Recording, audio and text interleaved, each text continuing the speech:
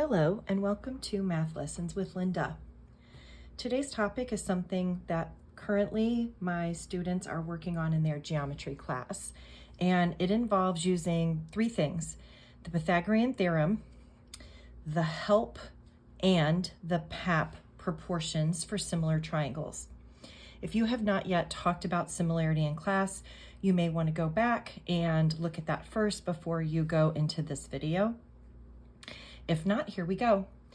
So when you have a large right triangle, which I do here, that has sides 15, 20, and then an unknown made of two parts, when you draw in the altitude of this triangle, it forms two smaller triangles, which are in turn similar to each other and to the large triangle. And so because of this property, we are allowed to use these HLLP and PAAP proportions to help us find some values that we currently don't know. Before we do that though, we are going to talk about what all these parts are. So in the large triangle, I have 20 and 15, which are the legs. I have this X, which is my altitude, and I have two parts of the hypotenuse that are divided into Y and Z. So I need to find all three of these things. And to do that first, since these two are my unknowns of my hypotenuse, but I know the legs, I'm going to use the Pythagorean theorem.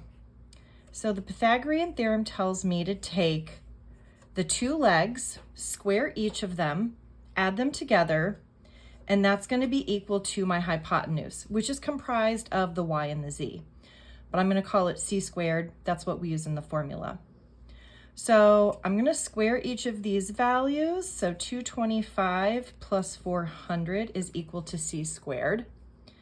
These total 625.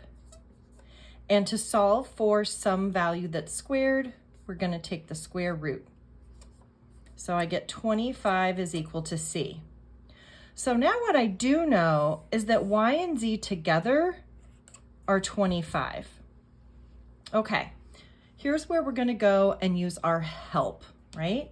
So in this HLLP, what that does is it is an abbreviation for different parts of my triangle. So let me get that written out for you. So the HLLP stands for the length of the hypotenuse over the leg, and that equals the same leg over part of the hypotenuse. So what I'm going to do first is I do know the hypotenuse now. That's 25. I just solved for that.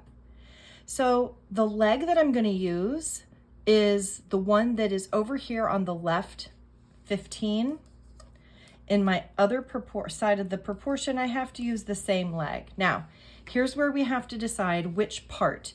And when I say part, which part of the hypotenuse do I want? You want to choose the part, in this case it's Y for us, that's closest to the leg that you used.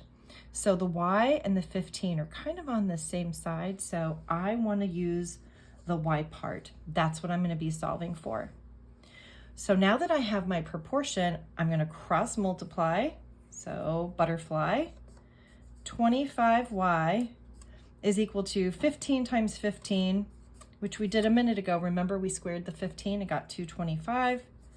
If I divide both sides by 25, I get Y equals 9. Okay, so now what I've got is this little bit over here, my 9, which I can just solve for Z by taking the length of my hypotenuse, which is 25, subtracting 9, and that means Z has to be 16. So now I've got everything except for my X.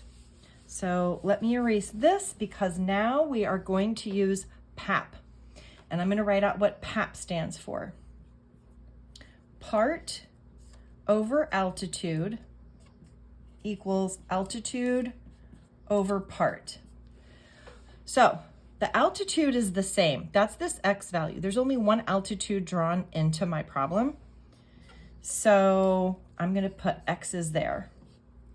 Now the parts, it's like I'm going to use part 1 and part 2 here because I have two parts of my hypotenuse now. I have a 9 and I have a 16. And it will not matter if you put the 9 here or the 9 here or vice versa, because they're going to get multiplied together anyway. So I'm going to butterfly it. So x times x is x squared, and 9 times 16 is 144. Again, I'm going to square root these. So I get x equals 12. So that is my altitude. So that is an example of how we can incorporate 3 things with similar right triangles: the Pythagorean theorem, the HLLP, and the PAAP formulas.